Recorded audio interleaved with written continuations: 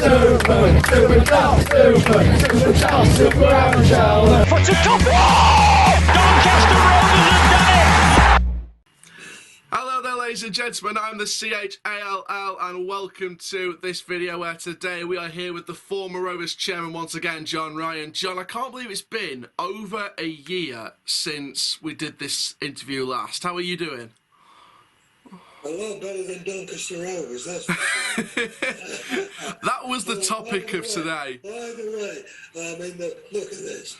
This is what it's about. Get a decent kid for next season instead of that dishwasher that we've had this last season.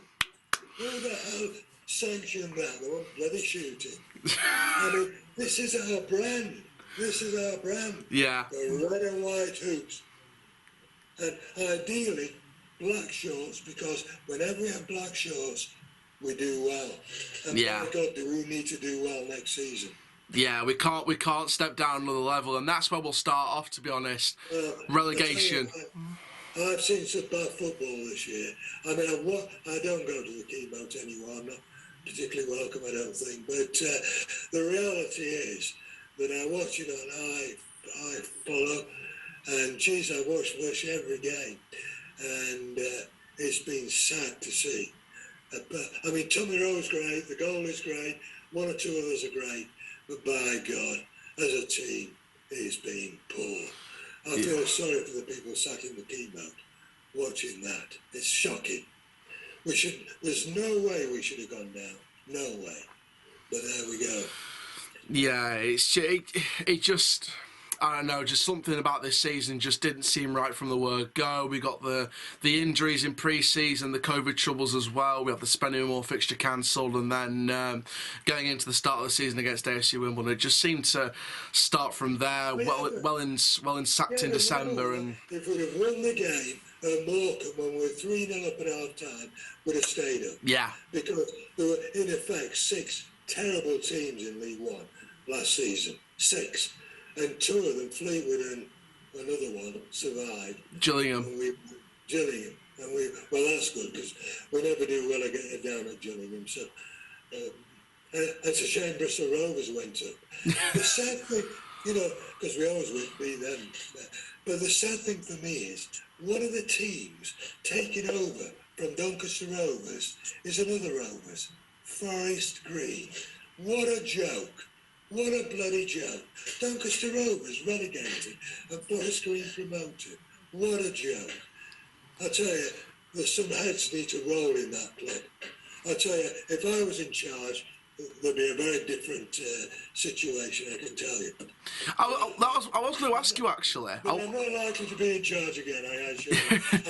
I'm 72 years of age now. I've had 15 years of blood and guts. And those guys promised me they'd build on my legacy. Well, this is the second relegation to the bottom league. Great, well done. I was going to ask you, actually, if you were in charge this past season, is there any decisions that the club have made this season which you would have made differently or altered decisions? Yes, quite a lot. We needed, in my opinion, an experienced manager to come in. I can tell you I'd have brought in. I even rang Terry and told him. But of course, I won't take any notice from me anymore. The fact that I was usually successful, doesn't even count anymore. But we need an experienced man. And that's nothing against Gary McShaffrey, who I think has done a decent job. And I think he'll do well next. I think he'll do okay next year. I mean, you can't blame him for all this. No. I mean, the writing was on the wall right from the start of the season. Right from the start. We have been unlucky with injuries and things like that, but the reality is we only had to get 42 points, not 50. The Dave Pennyos used to say, oh, you've got to get 50 points. We only had to get 42. We couldn't even do that. And some of the players that we brought in, for God's sake, who the hell was what? Kuka. I mean, I could name a few others as well. Yeah. My God. I think one of the big things about this squad was there was just, apart from the last few weeks of the season when McSheffrey seemed to build some kind of momentum into that squad, and some of Wellens' lot was sent out in January, it just seemed like there was no fight in the squad before those past few weeks. It just seemed like the Morecambe result is a big example of not having the fight to come back or keep a lead or anything like that. It just feels like the team just collapsed after a certain period of time. Yeah, well, I mean, that's what happens. And it's the poorest Doncaster Rovers team for, since the famous 97, 98? Yeah. When, I think this was just about equivalent to that, when we had Lee Warren. And now we've got Tommy Rose, a great player, but not much around him. I like the goalie they brought in. They brought one or two. I like the lad from Norwich on loan. But, these loan players are great, but they're always going to go back unless you can sign them. What we should have done is signed Wilks and Kane when we had the quality players who would have come to us then. Yeah. When you're in League Two, people don't want to come to you, Well, I mean, Malky Wilks is out of contract this summer, but I think it's very unlikely for a League Two club to sign Malky Wilks now. I think, especially getting offers from outside of the UK as well. Yeah, well, no, but, if you're in League One, you've got a chance of getting better loan players, but, but in League Two, it's quite difficult. And it won't be as easy. The last two times we've been in League One, both times we've nearly won the league. First time we won the league, when we came up from the conference, won the league.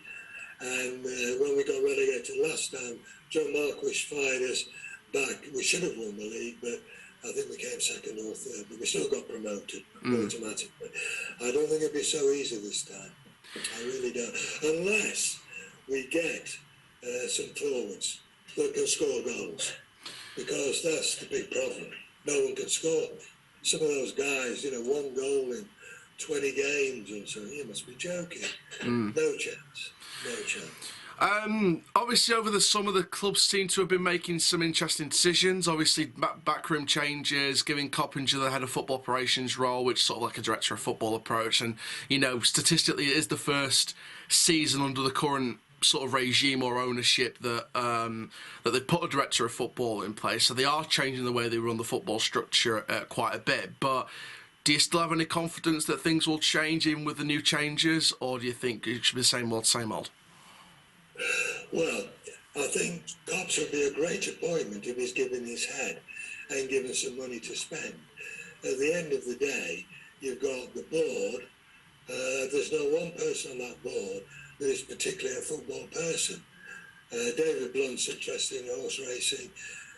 Terry admits he's not really a football man, although he's done a great job for Doncaster Rovers by putting a lot of cash in. You've got to give him a lot of credit for that.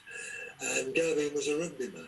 So, although I think he's done a good job on, commercially and things like that. So you've got to give them a lot of credit in that area. But the reality is, you need somebody there pushing the football. And yes, by bringing Cobbs in, we've got the right man, as long as he's given the power and the finance to bring in the people. It's no use if he's got no money.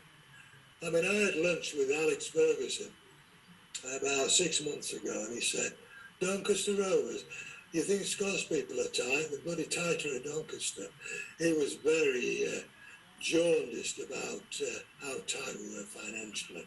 And of course, it comes back to bite you eventually.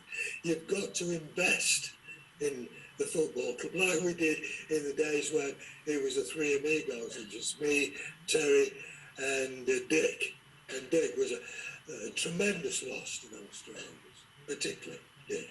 Yeah, Dick Watson will always be remembered as, one of the family and one of the Rovers family, and just someone who... Well, they did the same as what I did.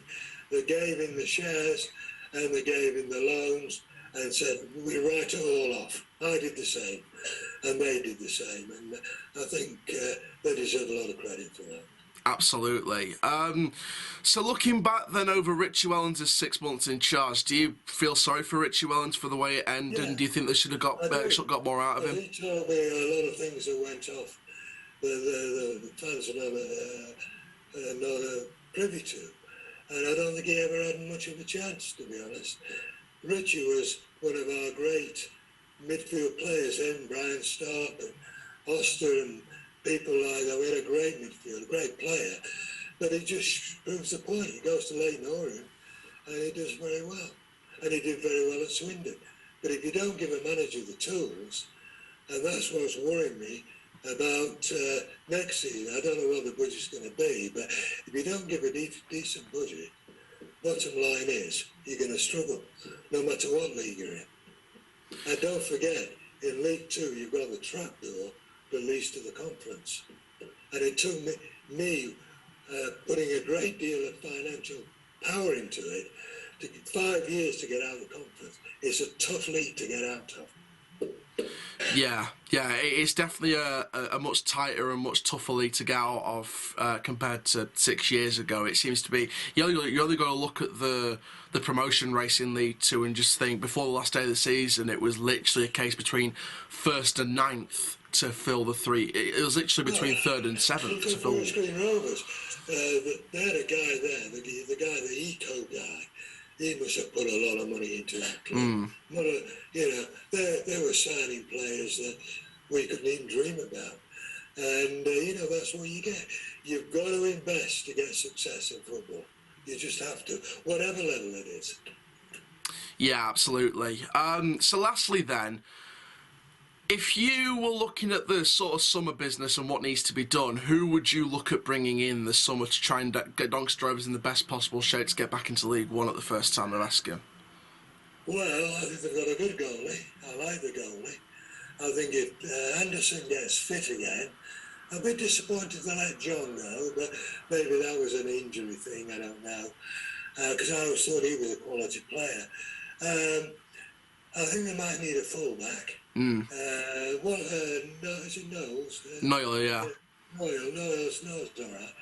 And I think the centre-back's not too bad.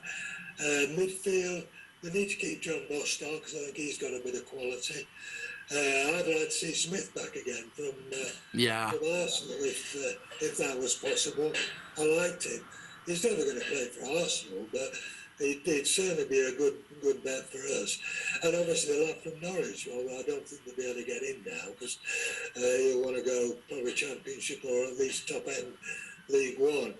I think if I would advise them, I would say spend big on a forward. Maybe bring John Marquis back. Look, he's on a free from Lincoln. Maybe Lincoln don't play the kind of football that would suit him. Where he'd feel relaxed at Doncaster. He's on a free. Yeah, we'd have to pay decent wages, but somebody like Marquis got us up last time. He's only 29, and I'm hearing that Charles are interested in him. But I think John might come back. He might come back. You never know. But whether they get him or somebody else, they need a quality goal scorer. Well, I think they need two. Yeah. And hopefully we can get the winger fit again. Yeah. What's his name? John Taylor. Yeah, he's good. He's far too good for League Two. But if he gets fit with his pace, I think we might do okay. As long as we get a bit lucky on injuries for a change, and also get the crowd to get behind the team. Yeah. Give it a go. Give them a go. Because this season we can't have many seasons like this season. No. We'll be losing a lot of. It took me years to build up the support. When I first took it over in '98 or whatever it was, the average game was about 2,500, and it took me years to get it up. If you remember, first year in the Championship, we got it up to 12,000, and now I notice we're down about 6 in the bed, going back down again. If you lose fans, then you lose, you lose money. Well, it's not just money you lose. If you lose the fan, you might lose their children, and that's what's happened in the past, where people are going to support Sheffield Wednesday. I mean, I know I shouldn't say this, but I hope Leeds come down because that won't make them so attractive to people in Doncaster. And of course, we mustn't forget Doncaster Rovers' greatest moment when we beat Leeds at Wembley. Yeah. They can, in front of 80,000, they can never take that away from us. Because what do? We invested 200 grand in Hayter and didn't he pay the money back on that one occasion. What a header that was. Absolutely. And that's what it's all about. We've got to bring in players that are going to bring a value back to the squad. It's not just going to be, even if you're bringing them on a free, which we have done in the past, it's not just about how much you're paying them every week. It's about what value they're going to bring back to the squad and how much value they can put back into the squad if they get sold on in a few years' time. I think Rose have got to plan 2-3 windows in advance, in my opinion. Yeah. Well, look what's happened in the past. Richie Wellens, free transfer, sold for 1.2 million. Billy Sharp, bought for 1.15 million, sold for about 2 million.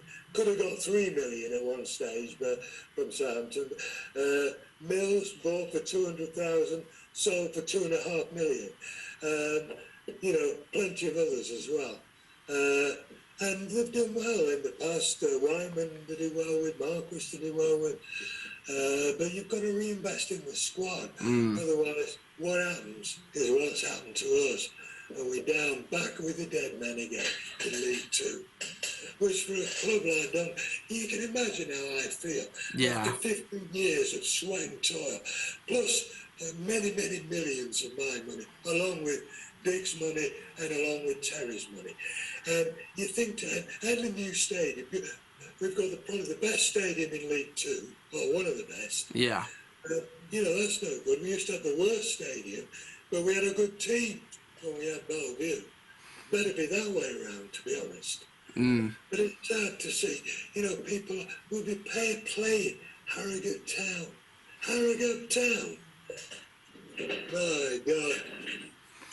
Yeah, it's... And they're owned by a guy from Doncaster.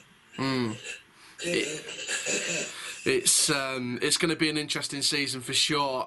John, it's absolutely always a pleasure to have you on the channel. It really does mean a lot. Thank you very much. Okay. And thank you all for watching as well. Make sure you do like, comment, subscribe. I am the CHALL, your Doncaster Rovers fan. That's full time. Super Chelsea, super Chelsea, super Chelsea, super Chelsea. For to top.